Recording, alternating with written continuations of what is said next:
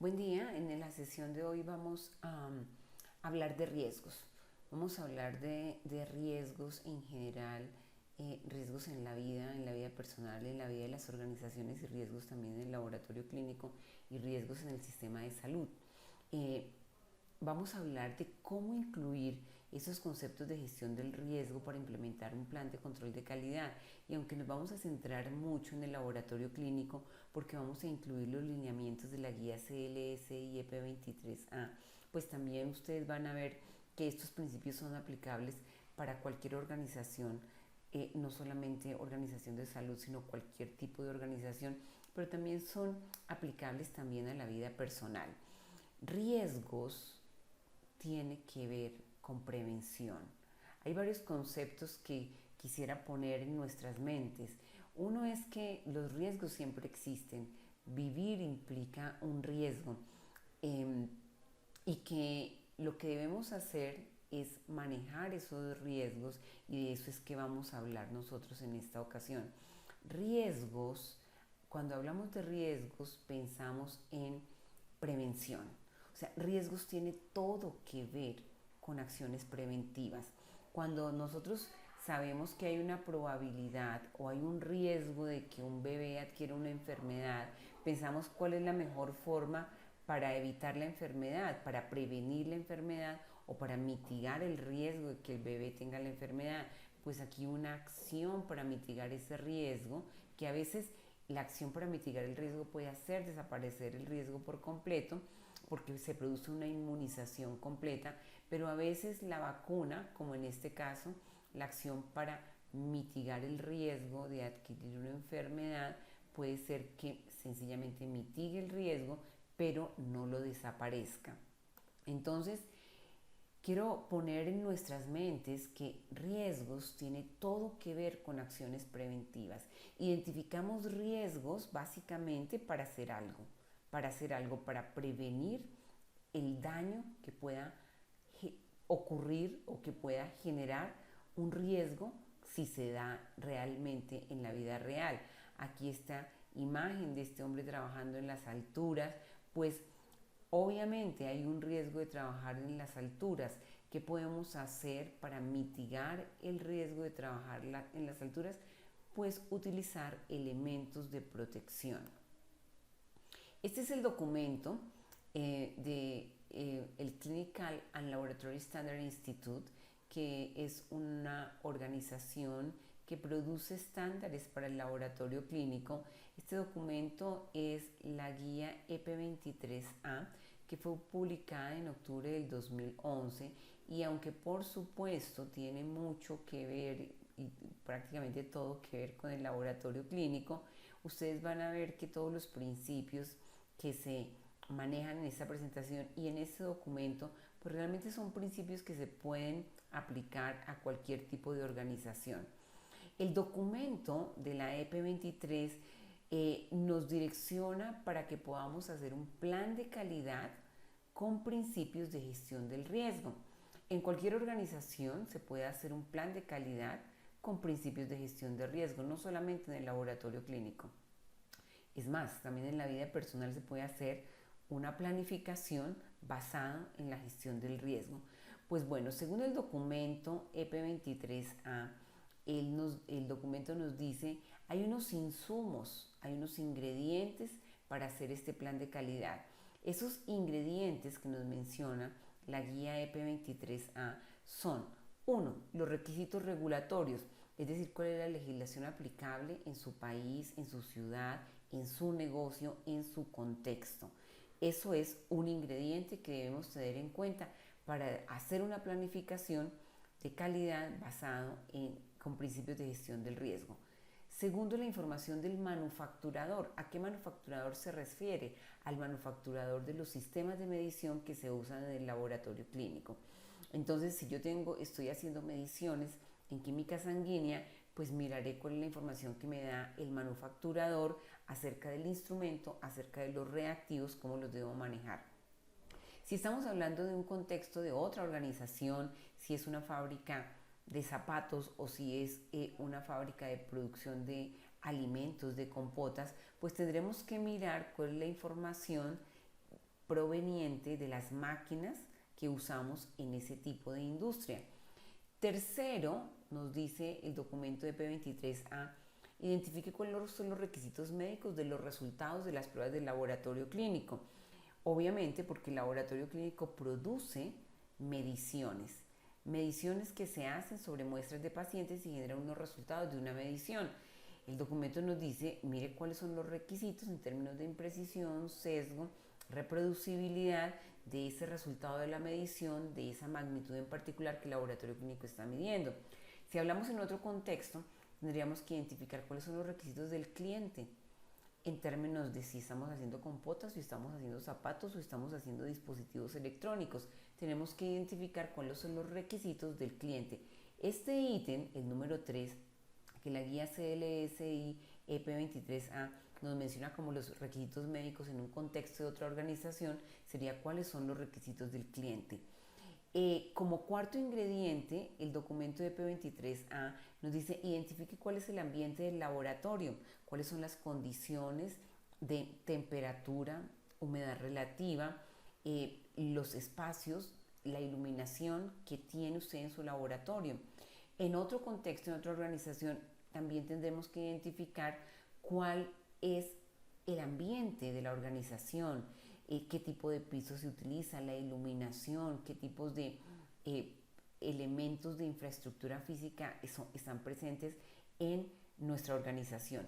Pues con esos 4 ingredientes, el documento nos dice, con esos 4 ingredientes vamos a hacer un plan de calidad con principios de gestión del riesgo o risk management.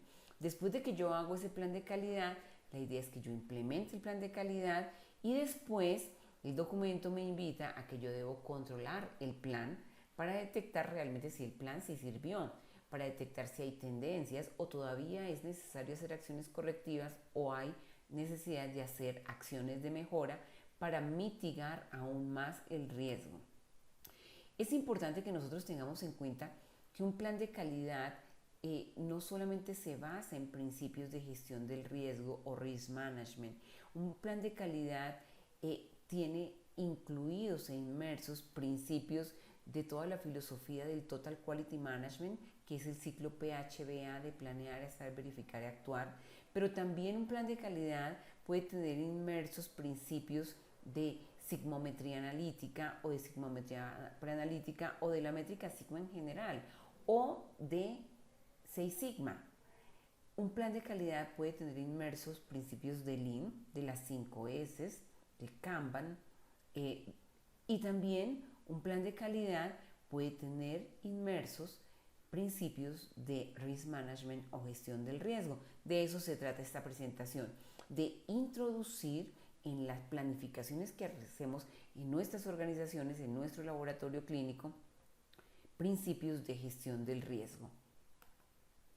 Ahora, como les decía en este documento, el objetivo principal de este documento y de esta presentación es dar los lineamientos para desarrollar un plan de control de calidad, en este caso para los sistemas de medición en el laboratorio clínico, pero igual van a ver que puede ser aplicable a cualquier organización. Otra vez, los insumos que nos dice el documento que debemos tener en cuenta para hacer este plan de calidad son los requisitos de ley, regulatorios, la información que me da el manufacturador de los sistemas de medición que yo utilizo en mi industria. Si es laboratorio clínico serán sistemas analizadores de química, de hematología, de coagulación. Los requisitos del cliente, que si es un laboratorio clínico serán los requisitos del médico y del paciente. Y utilizar y poner estos principios de gestión del riesgo con estos insumos. El resultado va a ser pues que voy a tener un plan de calidad, una planificación que me va a permitir mitigar el riesgo inicial que yo identifico para mi laboratorio o para mi organización. Este es el índice del documento EP23 que, como ustedes ven, tiene una estructura muy similar a la que tienen todos los documentos CLSI. Un abstract o resumen nos identifica también quiénes son los miembros del comité, un forward o alcance, y tiene básicamente 5 capítulos. En el capítulo número 1 se habla de las generalidades de qué es un Quality Control Plan, qué es Risk Management y tiene, como todos los documentos de este tipo, unas precauciones estándar, una terminología en donde vamos a hablar de términos y definiciones.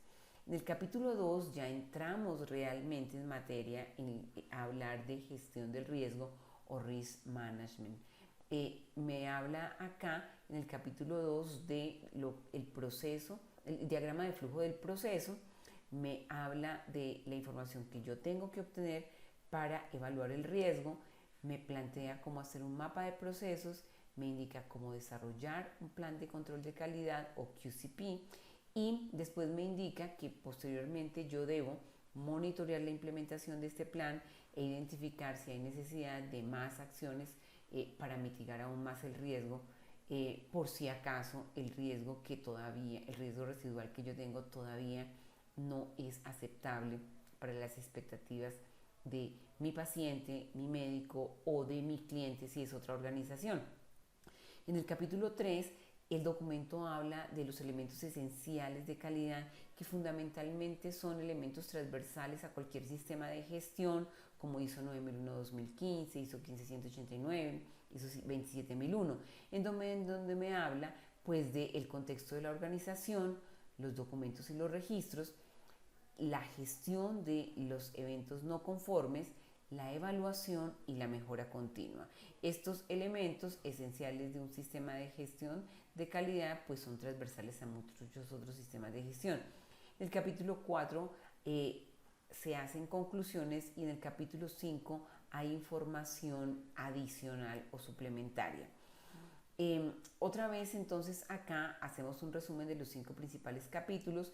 Decíamos el capítulo 1 es la introducción, el capítulo 2 el diagrama de flujo, en donde me muestran un diagrama de flujo de un proceso, en donde me indican qué información debo recolectar. En el número 4 me hablan de los elementos esenciales de un sistema de gestión de calidad, conclusiones e información complementaria. Bueno, aquí es muy importante recordar que a pesar de que el manufacturador, llámese como se llame, en la industria del laboratorio clínico Roche, Abbott, Siemens, es responsable de entregarme a mí un sistema de medición y unos reactivos acordes con la calidad esperada, finalmente quien es responsable de la calidad de los resultados de las mediciones es el laboratorio, es específicamente el director del laboratorio clínico. Por lo tanto, el laboratorio clínico no puede decir es que yo le dejo la responsabilidad al manufacturador de la calidad de los resultados de las mediciones de los pacientes que yo realizo.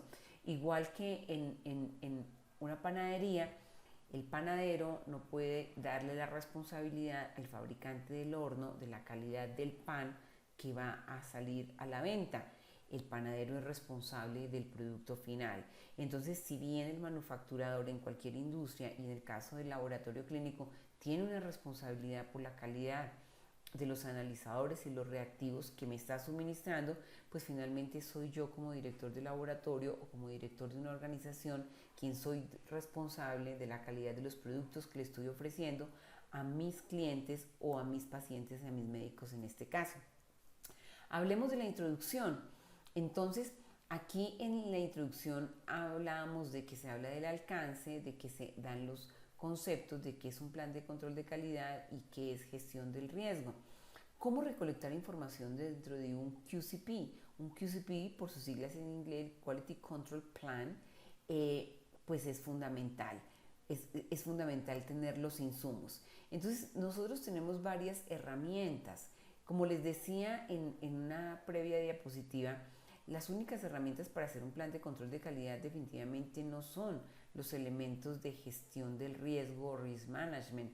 También hay elementos gráficos, estadísticos, elementos de Lean Six Sigma, elementos de Six Sigma, elementos de verificación de métodos, elementos de auditorías. Hay muchas herramientas que yo puedo utilizar para implementar o para diseñar primero y posteriormente implementar para diseñar un plan de control de calidad o una planificación en general para aumentar la confiabilidad de los resultados que el laboratorio clínico entrega o aumentar la confiabilidad del producto que yo le estoy entregando a mi cliente. ¿Cómo detectar errores potenciales? Me puedo preguntar yo. cómo determinar si los errores potenciales pueden producir daño o no al paciente o a mi cliente, cómo ayudar a prevenir que ocurran errores, cómo asegurarse que el plan de control de calidad sea efectivo, son preguntas que vienen a nuestra mente. Y vamos a ir resolviéndolas en la medida en que vayamos avanzando en esta presentación. ¿Por qué es importante un plan de control de calidad? En el laboratorio clínico y en general en el sistema de salud, la planificación de calidad, el aseguramiento de la calidad es indispensable porque el riesgo de daño al paciente es alto, porque el impacto de un error, de una falla que ocurra en el sistema de salud puede causar un daño irreparable o permanente a un paciente. Nosotros hablamos de una falla o de un error en el sistema de salud o en cualquier otra organización cuando hay un incumplimiento con las expectativas del usuario. Si yo como paciente tengo unas expectativas de que me entreguen unos resultados de las mediciones de mi glucosa, mi colesterol, mis triglicéridos y me entregan un resultado tarde, eso es un error, es una falla.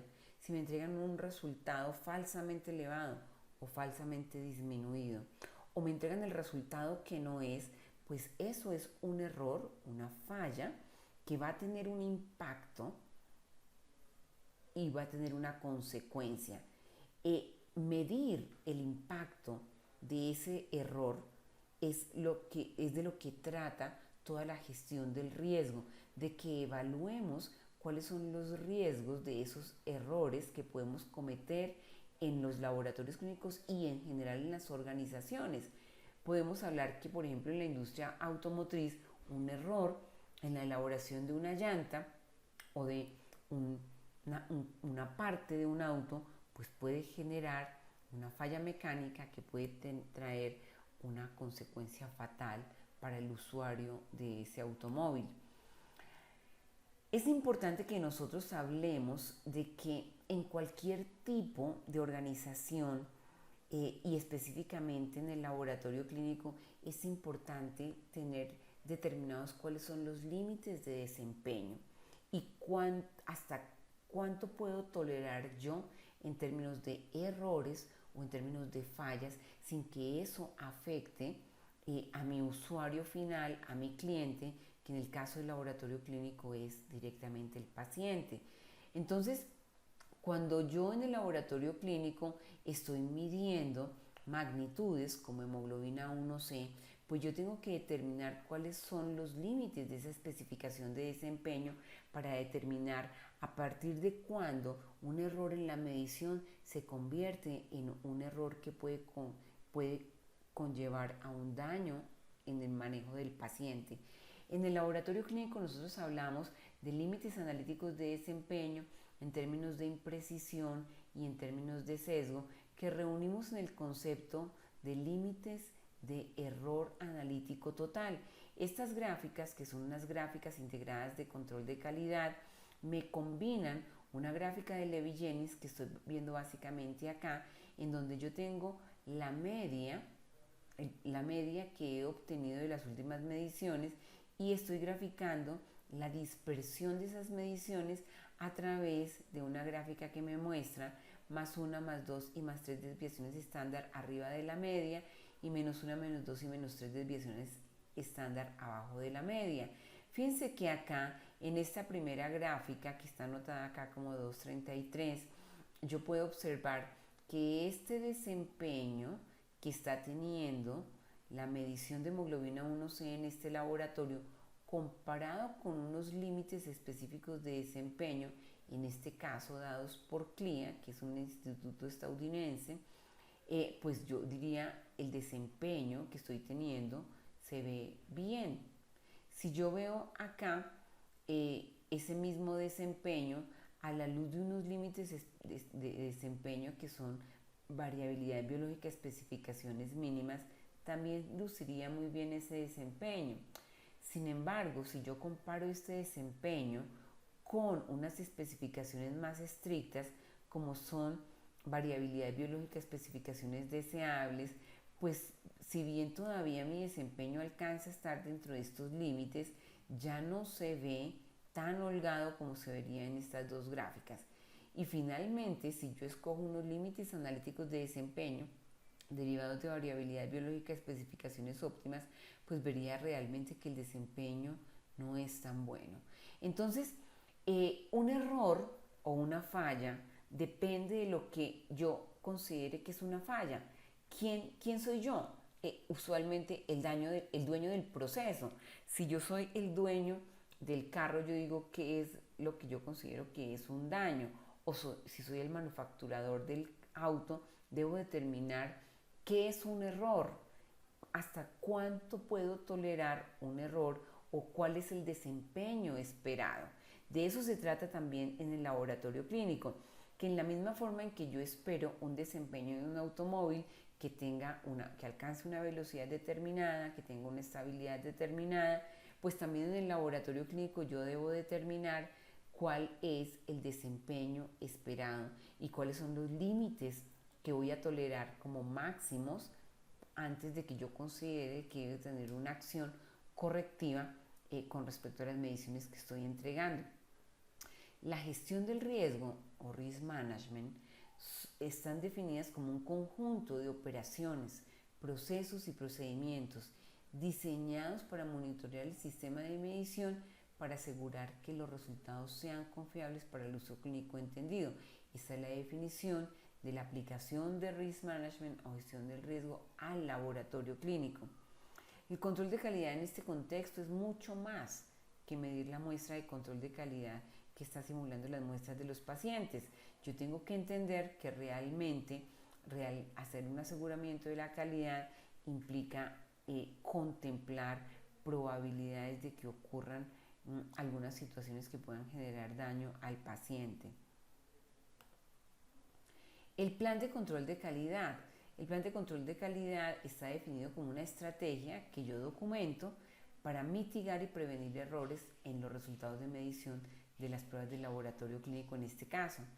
Este plan de control de calidad debe describir las prácticas, los recursos y las secuencias de las actividades específicas para controlar la calidad de un sistema de medición o un proceso de medición para asegurarse que se cumple con la expectativa.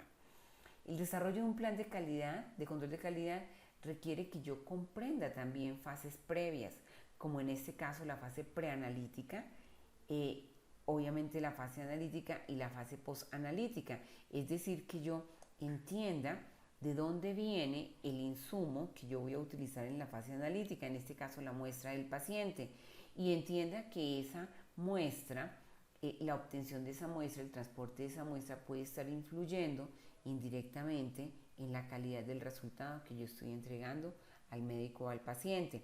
En la misma forma, la fase postanalítica, algún error de unidades, algún error en la digitación puede obviamente influir en que finalmente el paciente o el médico no reciban el resultado adecuado, a pesar de que yo haya tenido un proceso en la fase analítica absolutamente controlado y sin detección de fallas o errores.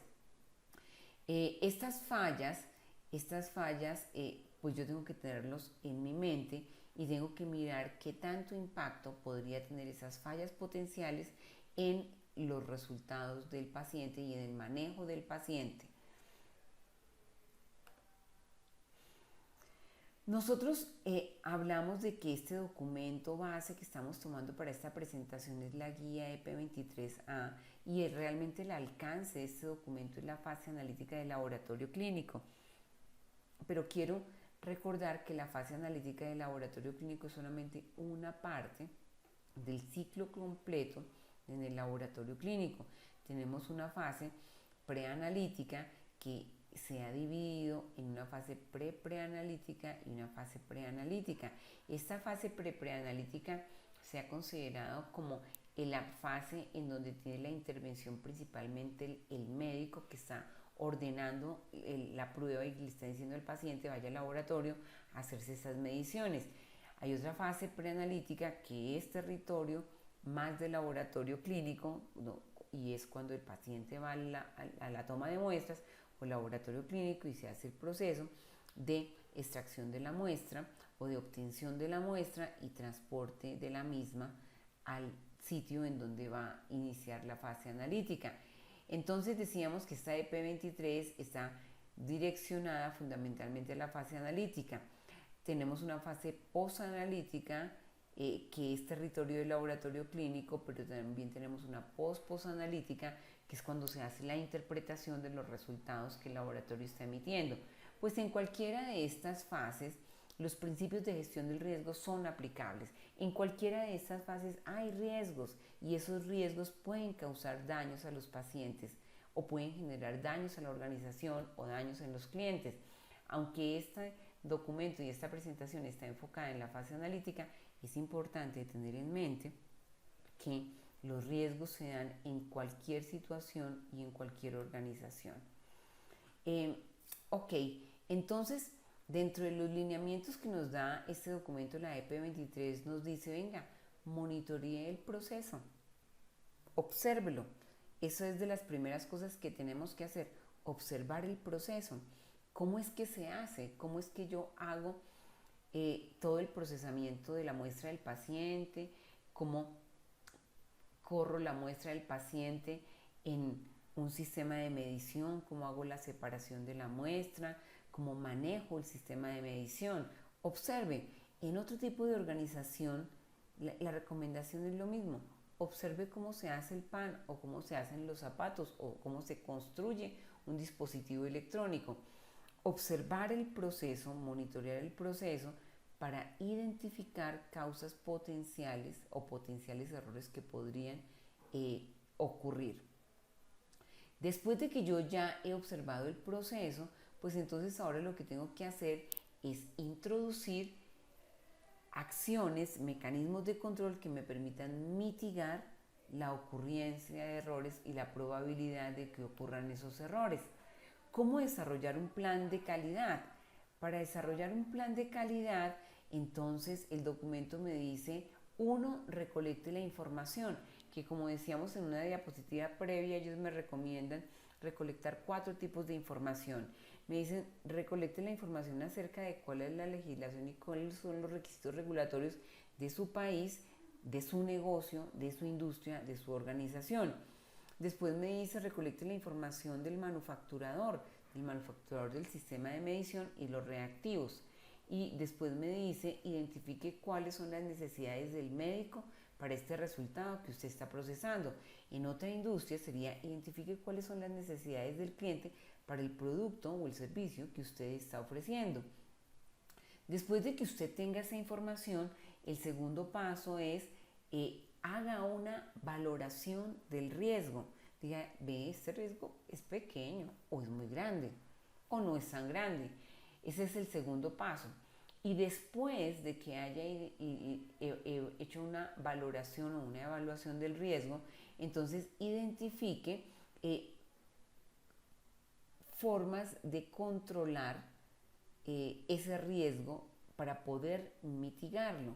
El objetivo de un plan de control de calidad basado en los principios de gestión del riesgo es que cuando yo identifico el riesgo, lo trato, hago algo para mitigar ese riesgo y que finalmente el objetivo es que realmente el riesgo esté mitigado con las acciones que yo he realizado previamente. Entonces nuevamente tenemos acá este diagrama en donde tenemos unos requisitos de entrada para hacer un plan de calidad basado en gestión del riesgo. Produzco el plan, lo implemento y ahora debo controlar ese plan. Aquí en esta diapositiva podemos ver nuevamente la información que me está recomendando el documento de P23A para el laboratorio clínico, pero igual por favor hagamos el símil con cualquier tipo de industria. 1, los requisitos médicos de los resultados de las pruebas, que en otra industria serían los requisitos del cliente, cuál es la necesidad del cliente. Otro es el tipo de requisitos regulatorios o de ley que debe cumplir mi laboratorio clínico, mi sistema de salud o la organización en la que yo estoy trabajando. Lo otro es la información suministrada por el fabricante, en este caso en el laboratorio clínico de los analizadores, pero en otra industria es la información producida por el manufacturador de los dispositivos que yo utilizo en mi organización. Y otro elemento de entrada es cuáles son las características de mi laboratorio o de mi organización, en qué ciudad está, en qué sitio está, la temperatura, si hay iluminación, si no hay iluminación, si está en un lugar alejado, sin vías. Tengo que identificar muy bien cuáles son las características, en este caso del laboratorio, pero igual en otro tipo de organización, cuáles son las características de la organización en términos de infraestructura. Después de eso, yo tengo que ir a observar el proceso y casi que hacer un mapeo del proceso. Entonces digo, primero hago A, después B, después C. En esa observación del proceso yo identifico riesgos. Identifico riesgos y cuando identifico los riesgos los califico o los evalúo, los cuantifico, les pongo un número. Después hago un plan de control de calidad para mitigar esos riesgos que identifiqué, y después de que yo hago la implementación, la idea es que yo haga un monitoreo de si ese plan funcionó o no funcionó, o tengo necesidad de hacer acciones adicionales. Una forma que yo recomiendo particularmente para diseñar estos tipos de planes es utilizar una herramienta de la filosofía Lean, que son los BSM, por las iniciales de Value Stream Map. La traducción al español de Value Stream Map es mapa de flujo de valor. Entonces aquí la idea es que yo coja el proceso, identifique cuáles son las etapas que realmente aportan valor a la generación del producto o del servicio, y que en cada etapa yo pueda identificar cuáles son los riesgos potenciales o riesgos reales que se estén dando en ese proceso. Después de que yo los identifico, entonces yo debo calificarlos, evaluarlos, tratarlos y después evaluarlos nuevamente para ver si se mitigó. En esta diapositiva se observa el ciclo de vida del proceso de gestión del riesgo que presenta el documento EP23A. Entonces me dice identifique los peligros, y acá para la calificación o evaluación del riesgo me da dos elementos. El que está en verde lo agregué yo porque lo recomiendo, pero el documento solamente contemplan dos formas de calificar el riesgo. Uno dice identifique qué tan severo, qué tan grave es el daño, y el segundo, identifique la probabilidad de ocurrencia de ese daño. Esas son las dos que da la EP23. Yo les he agregado acá esta en verde, que es agréguele el nivel de detectabilidad. Es decir, es posible que usted se hubiera dado cuenta de esa falla.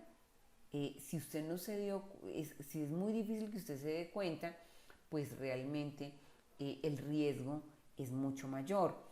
Después de que yo tengo estas tres entradas de evaluación, entonces estimo el riesgo. Normalmente se hace a través de una multiplicación, porque se utiliza una escala para medir cada una de estas entradas, y se hace una multiplicación y eso me va a dar un número de riesgo que yo puedo manejar. A mí personalmente me gusta mucho manejar el riesgo en forma cuantitativa, aunque también les voy a presentar que pues hay algunos autores y algunos documentos que recomiendan manejar el riesgo en forma cualitativa. Bueno, después de esto, pues lo que yo debo hacer es hacer medidas de prevención y para mitigar el riesgo. Y finalmente yo debo hacer control de esos riesgos, hacerle seguimiento. Si fallé y realmente se produce la falla y generó daño al paciente o a la organización, pues debo investigar por qué se fracasó en el plan. Aquí hay una forma cualitativa, les presento una forma cualitativa de evaluar el riesgo.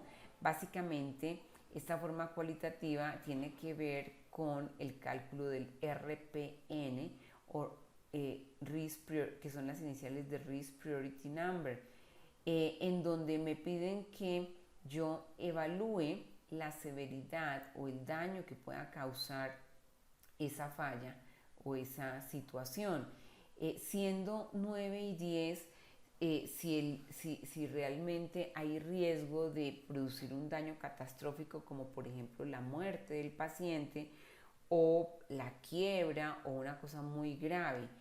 De 5 a 8 si la severidad es grande, pero no es catastrófica.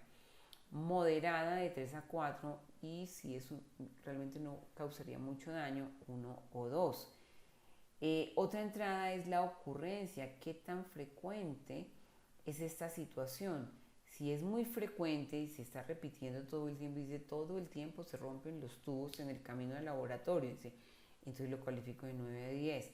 Ocasional, dice, sí, de repente una vez al mes, lo califico de 7 a 8. Si es infrecuente, pues sí, sí ha pasado, pero no mucho, lo califico entre 5 y 6. Y si realmente casi nunca pasa, digo, pues la probabilidad es remota de que esto ocurra, entonces lo califico de 1 a 4.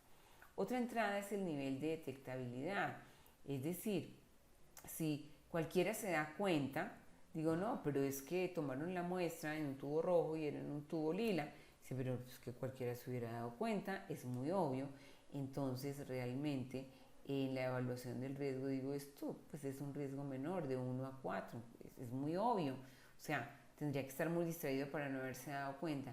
Pero si es una situación difícil de detectar y uno dice, no, yo no me hubiera dado cuenta. Es casi que si no me dicen, no me doy cuenta en absoluto. Entonces sería una calificación de 9 a 10. Pues bien, por ejemplo, pongamos esta situación, transfundir el componente sanguíneo equivocado en un servicio de transfusión. Dice, el nivel de daño puede ser 10 para el paciente. La ocurrencia, aquí me lo estoy inventando, pero supongamos que sea 10, dice, no, vea, eso ha pasado en el último mes 5 veces, dice, sí, la frecuencia es alta.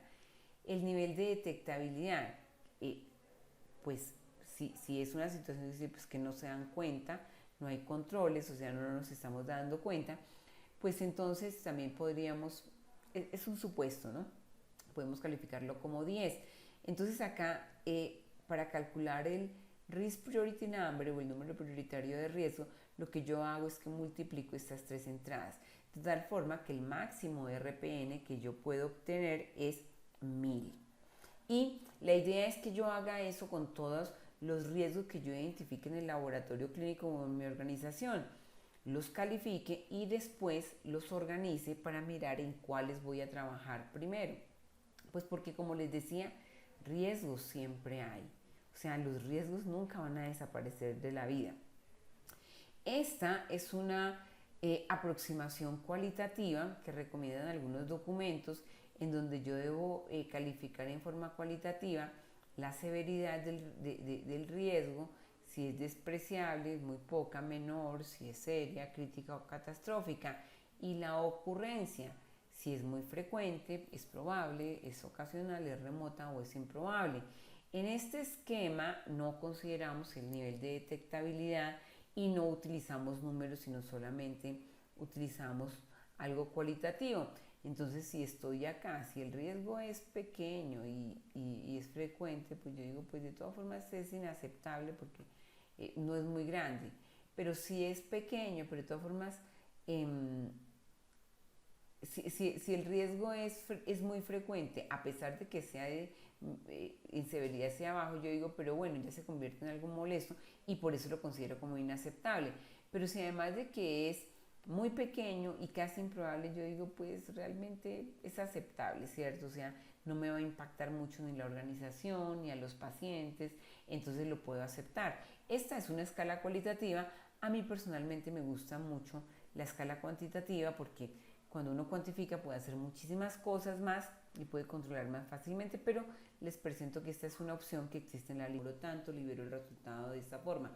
Eso nos recomienda el documento, crear un mapa de procesos. Tengamos en cuenta que en otro tipo de organización pues es lo mismo, ¿cierto? Si yo lo que voy a construir son llantas o pan o compotas, pues la idea es que yo haga un mapa del proceso con cada uno de los pasos. Y después, para cada paso, creo una espina de pescado en donde voy a identificar cuáles son los posibles riesgos para cada una de esas etapas. Analizo cada etapa del proceso, identifico errores que puedan estar ocurriendo en esta etapa del proceso, en cada una de estas etapas.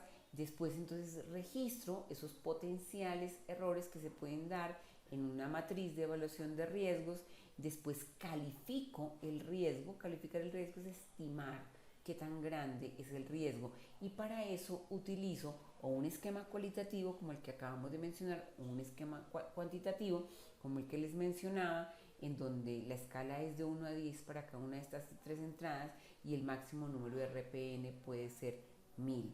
Hay otros sistemas cuantitativos en donde se cuantifica de 1 a 5. Personalmente yo recomiendo que se use una escala de 1 a 10. Después entonces yo califico el riesgo y digo, venga, no es un riesgo muy alto, ni siquiera vale la pena que yo me desgaste en esto haciendo una planificación de esto. O yo digo, sí, es un riesgo que realmente vale la pena tratarlo, hay que hacer un plan de acción para mitigar ese riesgo, y entonces si defino que sí, si defino que no es un riesgo aceptable, entonces empiezo y diseño el plan de control de calidad para controlar ese riesgo y para mitigarlo. Implemento ese plan de calidad y después de que lo implemento digo, bueno, ahora sí ya se mitigó el riesgo. Realmente este riesgo residual que me queda me permite manejar la operación sin riesgo de daño al paciente o sin riesgo de daño a la organización. Entonces, si el riesgo es aceptable ahora, entonces digo sí, hago mi registro en la matriz de evaluación de riesgos, pero si digo no, pues debo volver a implementar otras acciones, a modificar el plan hasta que finalmente yo logre tener un riesgo que sea aceptable para la operación. Si definitivamente ya se ha analizado, después de que se ha analizado todo y se ha implementado el plan, pues yo debo hacer una evaluación de cada plan de acción, de cada plan de control de calidad, monitorear a través del tiempo si hay otras variables que han aparecido, es decir, yo le debo hacer seguimiento a esos planes de acción. Si los riesgos todavía se están ocurriendo, entonces yo tengo que volver al paso A y volver a hacer la medición, buscar la información. Si realmente ya no están ocurriendo, entonces pues sencillamente digo el QCP o Quality Control Plan o plan de control de calidad ya se implementó y ya se ha demostrado su efectividad. Ok, entonces acá, volviendo a la fase A, al paso A, en donde me decían recolecte la información, entonces miremos de dónde puede salir esa información. Los requisitos regulatorios o de certificación o de acreditación, pues los puedo obtener de las autoridades locales, de entidades de certificación tipo ICONTEC o entidades de acreditación tipo ONAC o cualquier otra. La información del sistema de medición o del instrumento pues me la da el fabricante. La información del laboratorio, de las condiciones de humedad, temperatura, iluminación, condiciones eléctricas, me las da el laboratorio mismo. Informes del laboratorio de desempeño previos que haya tenido, foros en los que haya participado también el laboratorio, la información clínica acerca de la expectativa del médico con respecto a ese resultado, pues me lo da o la literatura o los médicos que están remitiendo a mi laboratorio. Aquí tenemos un ejemplo de un mapa de proceso en donde yo digo voy a empezar, entonces empiezo con el inicio, el mantenimiento, la calibración del instrumento, la adecuación de los reactivos y calibradores. Después, cuando el sistema de medición está listo, entonces las muestras ya han sido recibidas, evalúo que la muestra sea aceptable, que no esté embolizada, no esté lipémica, que esté aceptable. Entonces voy a cargar las muestras y voy a evaluar si hubo errores. Si identifiqué un error en el sistema de medición, entonces tengo que ir a solucionar el problema, hacer las acciones correctivas y verificar si realmente con las correcciones el desempeño me permite validar la prueba o tengo que repetir el análisis. Si no hubo errores, entonces evalúo los resultados de medición y se liberan y se les da el manejo de almacenamiento de los resultados de medición que se requieren. En este diagrama de espina de pescado es lo que mencionaba en ese diagrama de flujo, en donde yo hago un mapa del proceso e identifico en cada etapa del proceso cuáles son los errores potenciales que puedan ocurrir. Por ejemplo, entonces yo tengo con la muestra, ¿qué errores podría tener en la muestra? Entonces puede haber errores de integridad de la muestra, porque la muestra esté lipémica, hemolizada, porque esté coagulada, porque el tubo sea incorrecto, o es la presentación porque sea un volumen insuficiente, tenga burbujas. Errores del operador, puede ser que el operador, el usuario, no tenga el suficiente entrenamiento, no tenga la competencia para operar el sistema. Puede ser que haya errores en la dotación del recurso humano. En el ambiente, en los reactivos pueden haber errores, como qué tipo de errores, que se hayan degradado, que estén expirados, que se hayan contaminado. En el ambiente del laboratorio puede haber polvo, temperatura muy alta, humedad muy alta, riesgos eléctricos, riesgos en términos de la calidad de agua. Y en el sistema de medición en sí también pueden haber errores, fallos de software, fallos de las lámparas, fallos en cómo está funcionando la centrífuga, pueden haber diferentes fallos. Entonces esta es la idea que nos da el documento, nos dice identifique el proceso, haga un mapa del proceso y después haga una espina de pescado para identificar en cada etapa del proceso qué riesgos pueden ocurrir. Después, entonces, hagamos un análisis acá. Insisto en que este documento y esta presentación está muy enfocada a la fase analítica del laboratorio clínico, pero igual debemos considerar los pasos previos y posteriores a la etapa que nosotros estemos considerando. Es lo mismo en cualquier otra organización, ¿cierto? Yo hago una evaluación del riesgo que se da en una etapa del proceso, pero debo ser consciente de que también debo tener en cuenta en etapas previas o en etapas posteriores que puede afectar finalmente la calidad o del producto o del resultado del laboratorio clínico en este caso, para determinar que así mi proceso y mi etapa haya sido perfecta o haya estado muy bajo control, pues hay un riesgo también de que en una siguiente etapa se introduzcan errores que puedan afectar finalmente la seguridad del paciente o la satisfacción del cliente. Para desarrollar el plan de control de calidad, entonces aquí en este diagrama tenemos que primero hago la identificación de los riesgos en un mapa de procesos. La recomendación aquí es hacer un diagrama, un mapa del proceso con cada una de las etapas, identificar las fallas potenciales, como por ejemplo con una herramienta de espina de pescado que puede ocurrir en cada etapa, después evaluar o estimar el riesgo, que lo puedo hacer en forma cualitativa o lo puedo hacer en forma cuantitativa con las escalas de 1 a 10 como les mostraba yo, y calcular un Risk Priority Number o un número prioritario de riesgo.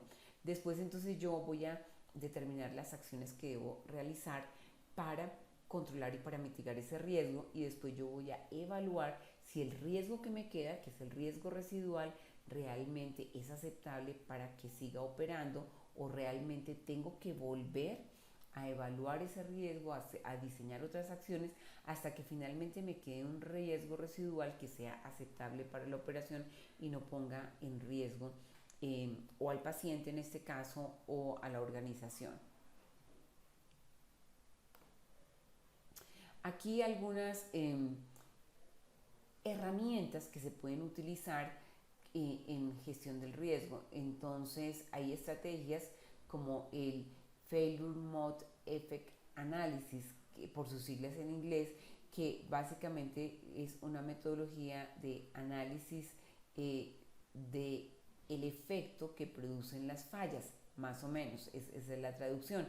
Entonces, esta metodología fundamentalmente es la que yo les comentaba de las 3 entradas. Entonces yo digo, este error, esta falla me puede producir este efecto de 1 a 10, puede causar la muerte del paciente, eso sería 10, o puede producir la quiebre de la organización, eso sería 10, y yo en esa escala pues voy mirando cómo sería.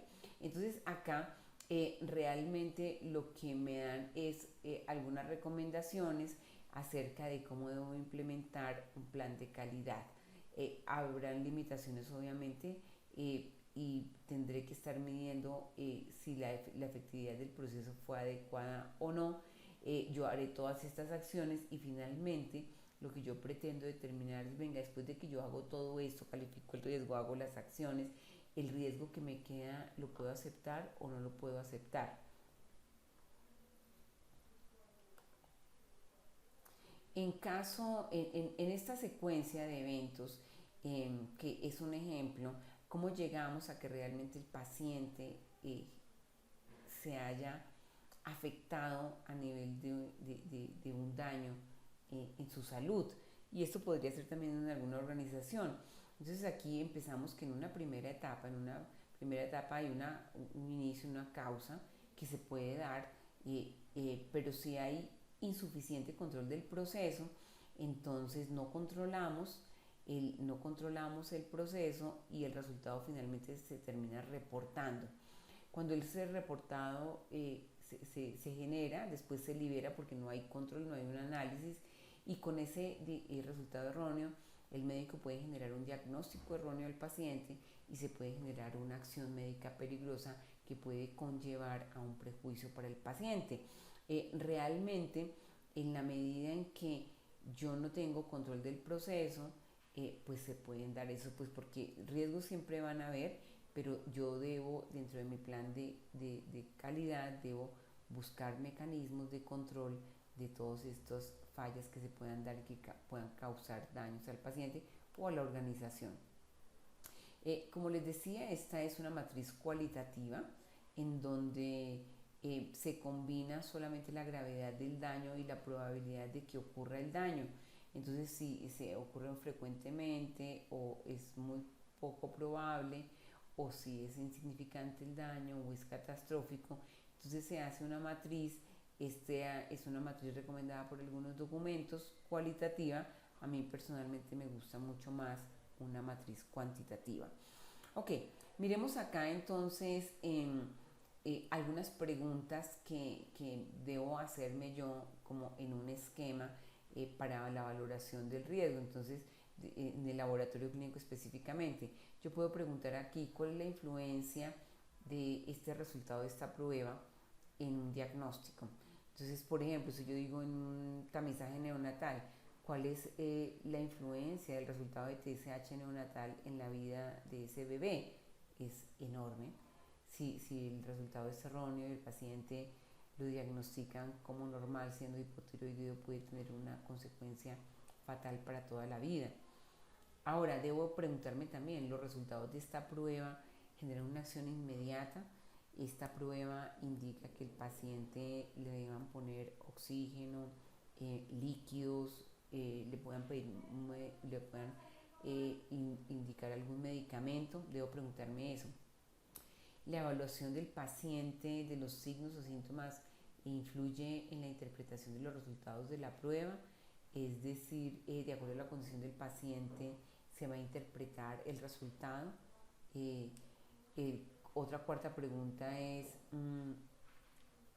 si cualquier acción médica en respuesta al resultado que el laboratorio esté entregando errónea puede producir un daño grave.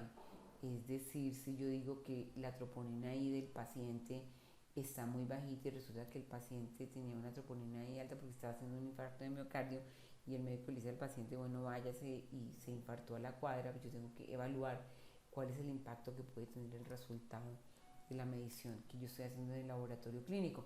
En la misma forma, en otro tipo de organización, yo tengo que evaluar y hacerme algunas preguntas de este tipo.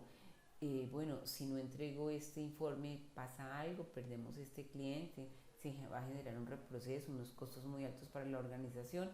Pues este tipo de preguntas me las debo hacer también en cualquier situación, en cualquier organización. Y en las diferentes etapas, acá, este documento guía en el que nos estamos basando, pues habla de que se debe hacer una evaluación del desempeño del QCP, que es el Quality Control Plan, en intervalos programados mensualmente, bimensualmente, trimestralmente, que debo también revisar quejas que haya del sistema de salud, de los clientes, en otro tipo de organización acerca de cualquier falla que esté ocurriendo en el laboratorio clínico o en la organización, que debo también hacer una investigación acerca de realmente si la queja está fundamentada o no, porque a veces hay quejas que realmente no están fundamentadas y cuando hacemos la investigación dice, venga, aquí sí hay una falla, o dice, no, aquí no hubo una falla, la falla fue en otro espacio. Y finalmente, pues hacer un seguimiento a con qué frecuencia se están presentando estas quejas eh, y, y, y hacer un tratamiento para mirar y hacer algo para que las quejas no se sigan repitiendo. Hay una hoja de trabajo que recomienda la CLSI en el paquete de EP23, en donde más o menos la idea es que cuantifiquemos e ingresemos en una matriz todo esto, la documentación del manejo del riesgo. Esta es la matriz que ellos recomiendan. Entonces acá son los pasos o las etapas del proceso. Aquí en qué en qué tipo de falla se puede incurrir, si es una falla en la integridad de la muestra, si es en la entrega de la muestra, las causas o el tipo de fallas, acá por ejemplo si es la muestra está lipémica, embolizada, si hay interferencia, si hay coagulación, si el tubo es incorrecto.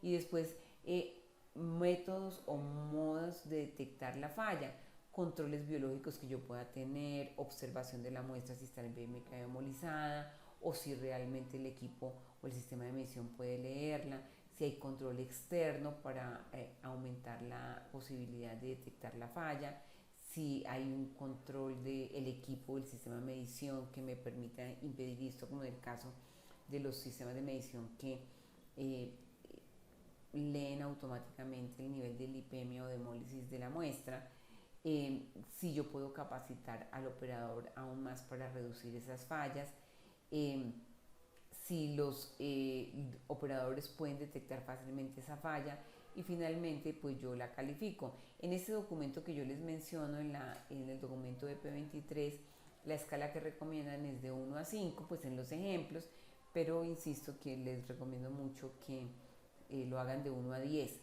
Y igual acá recomiendan evaluar frecuencia, gravedad y nivel de daño y detección. Este es otro ejemplo de la misma matriz, pero ya en otras etapas del proceso, reactivos, calibradores, capacitación del operador, y la idea es que yo identifique probables fallas, causas de que se produzcan esas fallas, identifique cómo los puedo detectar estas fallas y que califique el riesgo finalmente. Pues bueno, para terminar, entonces concluyo diciendo y algo que todos sabemos y que hemos escuchado mucho y es mejor prevenir que lamentar. Si yo identifico que hay un riesgo de que algo no deseado pueda ocurrir, pues lo debo identificar. Primero, evaluar qué nivel de daño puede causar y después buscar mecanismos para mitigar ese riesgo. Es el ejemplo perfecto de las vacunas. Hay enfermedades que se pueden transmitir, pero que su riesgo de transmisión puede mitigarse enormemente si se aplica una vacuna. El plan sería la vacuna. Queda un riesgo residual para algunas enfermedades, sí, para otras nunca desaparece la probabilidad a pesar de que yo esté vacunado, pero yo debo hacer una prevención de la situación no deseada. Entonces, pues como les decía, riesgos tiene que ver con acciones preventivas. La buena noticia también en toda esta presentación es que la vida no solamente tiene riesgos, sino que también tiene oportunidades. Y aunque no es objeto de esta presentación, pues el mismo manejo que nosotros hacemos con los riesgos lo podemos hacer con las oportunidades. Riesgos, como les decía, tiene todo que ver con acciones preventivas. Cuando yo identifico un riesgo, yo tengo que hacer acciones preventivas para que no ocurra finalmente esa falla. Pero cuando yo identifico que yo tengo oportunidades, que mi laboratorio tiene oportunidades de entregar resultados más exactos por un cambio del sistema de medición, por un cambio en el software, por un cambio en el procedimiento, pues yo debo optimizar esas acciones de mejora. Si la organización en la que yo trabajo también detecta que hay oportunidades en el mercado, pues yo también tengo que buscar acciones para potenciar esas oportunidades. Entonces, riesgos tiene todo que ver con acciones preventivas y oportunidades tiene todo que ver con acciones de mejora. En este ejemplo les coloco, si traigo este que ya habíamos manejado en el nivel de riesgos, transfundir el componente sanguíneo equivocado y puede que todo tenga 10, 10, 10 y mi risk priority number o número prioritario de riesgo sea 1000, pero también puedo yo tener el mismo manejo para las oportunidades. Yo digo, obtener una beca para un doctorado con todos los gastos pagos, digo, beneficio potencial 10, probabilidad de que ocurra podría ser 10, pero uno de pronto decía, de pronto no soñemos, podría ser 1 o 10. ¿Qué tantos competidores hay para esa beca? No hay ninguno, ¿cierto? O hay muchos, entonces de eso dependerá que yo le califique de 1 a 10. Es decir, que la escala Risk Priority Number yo también la puedo utilizar para el Opportunity Priority Number y yo puedo hacer el mismo manejo, buscar en los procesos de la organización también buscar oportunidades, calificar esas oportunidades y también hacer acciones para potenciar y maximizar esas oportunidades. Muchas gracias. Los invito a que entren a nuestra página web www.quick.com.co, que me sigan en Twitter y también que obtengan este libro que está en las tiendas de Amazon y iTunes por un costo muy pequeño y en donde hay muchos conceptos y muchos ejemplos acerca de lo que implica un plan de control de calidad y acciones para controlar y mejorar la calidad en los laboratorios clínicos. Muchas gracias.